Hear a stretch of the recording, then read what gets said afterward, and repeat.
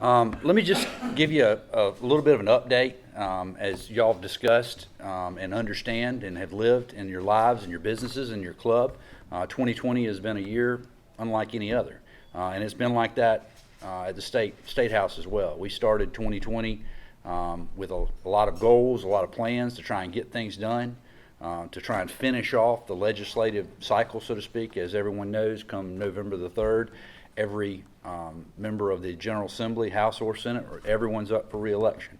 And so we had great plans as far as we worked hard on education reform to try and take away some of the duplicative standardized testing that we really felt like after digging in we didn't need some of the standardized testing that we were essentially asking our teachers and students to participate in.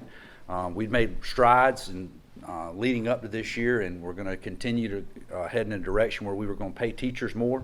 We gave teachers last year a extremely well-deserved increase in pay, and we said it at the time, and I believe it to this day, it was still shy of what they deserved to get paid. So we had goals of increasing that. We were continuing to deal with the Santee Cooper issue and how we deal with a $9 billion essentially hole in the earth over and as far as the power plant over there. So all those things we've made progress on, but we're nowhere near getting complete resolution to, and we were cut off.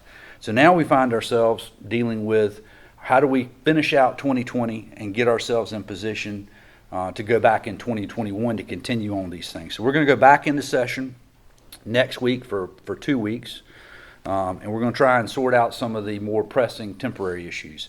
We were discussing it at our table a little while ago.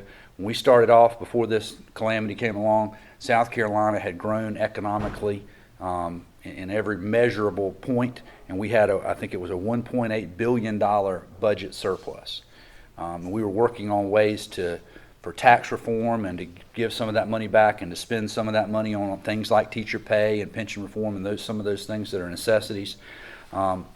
It's amazing to me, and this speaks to the strength of our economy going into COVID back in the spring.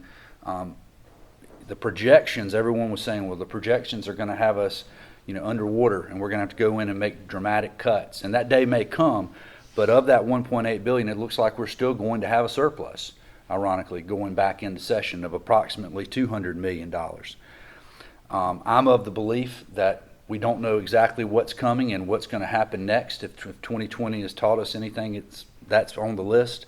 So I'm going to be a proponent of taking that money and essentially putting in reserve, and to try and make sure if things do get worse next year or we don't start digging out of this process like a lot of the models say we do, we have some rainy day money to rely on so that we don't have to use alternatives. The other thing, as far as some of the dollars that we're trying to put aside, I think Senator Leatherman, he told his finance committee yesterday when I was listening in, the Senate wants to put away approximately $500 million. Some of that would come from some of the federal money we received. Some of that would come from the plutonium lawsuit you may have read about last week, where South Carolina looks to get $400 to $600 million. After we pay the lawyers, Jim, we'll cut into it a little bit. But so taking that money and being prepared. I guess if there's one thing I'm still holding out hope, is that we finish off the bill that I was the primary sponsor on this year, and that was the business license reform bill. I know you know a little bit about that, Jim, from your work with the city. Thank you for all you do there. That bill, and I'll give you just a real quick analysis of that and why I think it's so important. If you go and get a municipal, whether you're in Florence or many other municipalities, several municipalities, many municipalities across the state, you are to get a business license, and that's not if you're based in that municipality, but if you do business in that municipality. And I've come to believe we have a lot of businesses that are frustrated with the system, that are frustrated with, and municipalities that are frustrated with the system, having to deal with, if you're a business owner, dealing with different forms and different guidelines and due dates and all those kind of things. So the legislation that we've gotten through the House, and the Senate actually just got it through Senate Finance yesterday, so hopefully the Senate will take it up next week, would essentially modernize the business license platform. The in Columbia, there would be an online portal if you chose to use that. And if you had a business like Mr. Sykes, you could go on there and you could click on all the different municipalities you do business in, and we get you in compliance. You send them the one payment, and they distribute in Columbia the money out to the municipalities.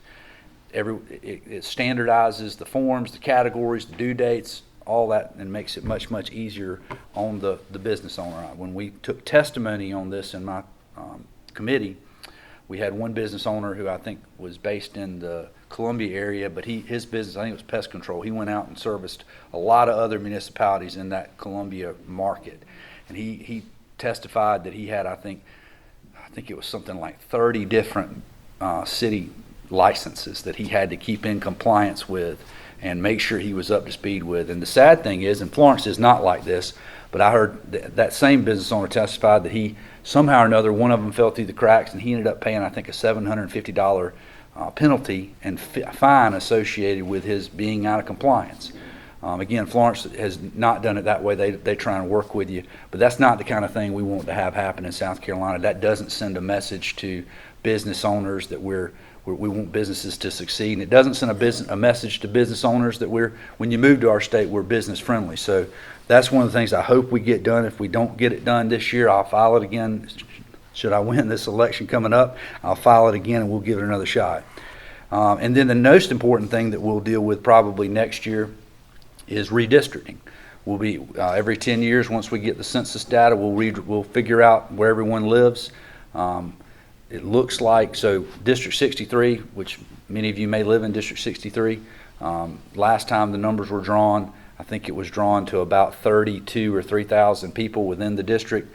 Latest count has the district up around 38,000, I think it is. So we're projecting that we're going to need to be around 40,000 per district with the growth that Charleston and Horry and some of those other parts of the states have found. So it could have a very traumatic effect on the PD region, as we haven't kept up with the population growth. So redistricting is going to be a very, very big part of the plan when we go back in for the next legislative session. I'm a big believer that the best thing I can do is be short and to the point. I learned to play golf out there. My dad used to tell me, if you're going to be bad, at least be fast. So, so that's a brief update. But if you have any questions, I certainly would welcome the opportunity to answer any of those questions.